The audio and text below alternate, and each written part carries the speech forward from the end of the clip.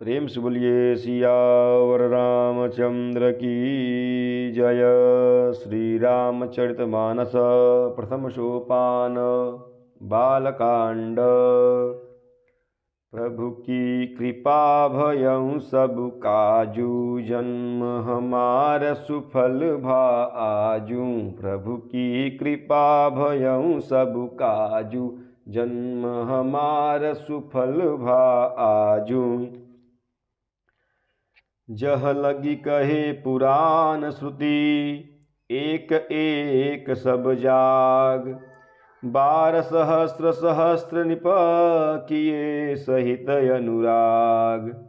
प्रभु की कृपा भयं सब काजू, जन्म हमार सुफल भा आजू। प्रभु की कृपा भयं सब काजू, जन्म हमार सुफल भा आजू। वेद और पुराणों में जितने प्रकार के यज्ञ कहे गए हैं, राजा ने एक एक करके उन सब यज्ञों को प्रेम सहित हजार हजार बार किया। हृदय न कछु फल अनुसंधाना, भूप विवेकी परम सुजाना। करई जे धर्म करम मन बानी, वासुदेव अर्पित नृप ज्ञानी। राजा के हृदय में किसी फल की टोह अर्थात कामना न थी। राजा बड़ा ही बुद्धिमान और ज्ञानी था।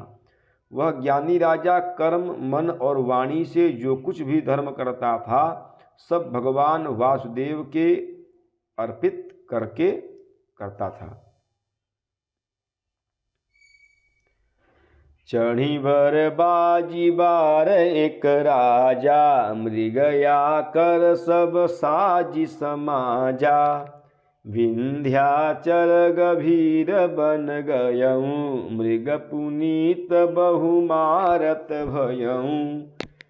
एक बार वह राजा एक अच्छे घोड़े पर सवार होकर शिकार का सब सामान सजाकर विंध्याचल के घने जंगल में गया और वहाँ उसने बहुत से उत्तम उत्तम हिरण मारे।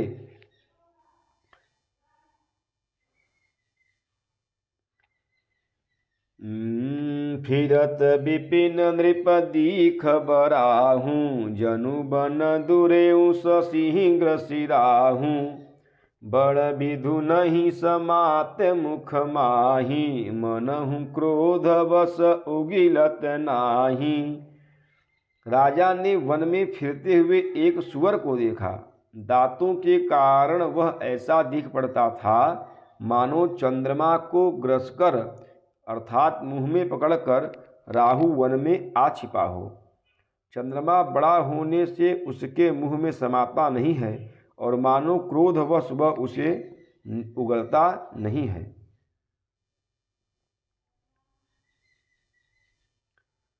कोल कराल दसन छवि गाई, तनु विशाल पीवर अधिकाई। घुरु घुरात हय आरऊ पाए, चकित बिलोकत कान उठाए। यह तो सुअर के भयानक दांतों की शोभा कही गई, उधर उसका शरीर भी बहुत विशाल और मोटा था। घोड़े की आहट पाकर वह घुरघुराता हुआ कान उठाए चौकन्ना होकर देख रहा था। प्रभु की कृपा भयं सब काजू, जन्म हमार सुफल भा आजू। प्रभु की कृपा भयं सब काजू, जन्म हमार सुफल भा आजू। नील महीहर शिखर समा, देखी विशाल बराहूँ। चपरि चलेऊ हय सुटुकी नृप, हाकिन होइन बाहूँ। प्रभु की कृपा भयं सब काजू, जन्म हमार सुफल भा आजू। प्रभु की कृपा भयं सब काजू, जन्म हमार सुफल भा आजू। नील पर्वत के शिखर के समान विशाल शरीर वाले उस सुअर को देखकर राजा घोड़े को चाबुक लगाकर तेजी से चला और उसने सुअर को ललकारा कि अब तेरा बचाव नहीं हो सकता। आवत देखी अधिक रव बाजी, चलेऊं बराह मरुत गति भाजी। तुरत किन्ह नृप सर संधाना, मही मिली गयऊं बिलोकत बाना।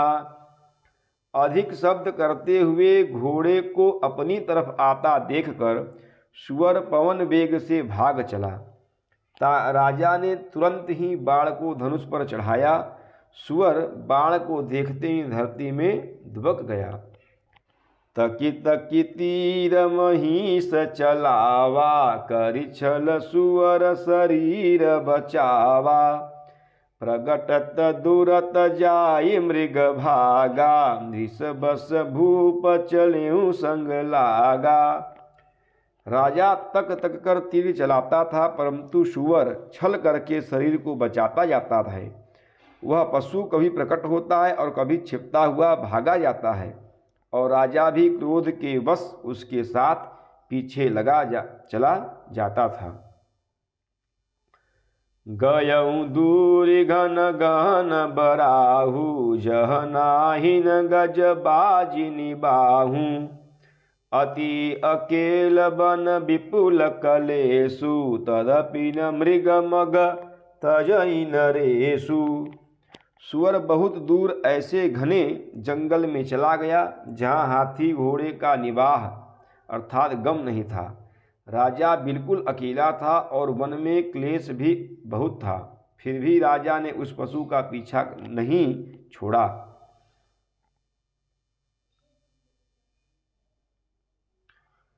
कोल बिलो की भूप बड़ धीरा, भागी पैठ गिरि गुहा गभीरा।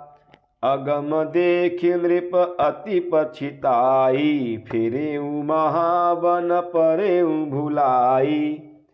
राजा को बड़ा धैर्यवान देखकर सुअर भागकर पहाड़ की एक गहरी गुफा में जा घुसा।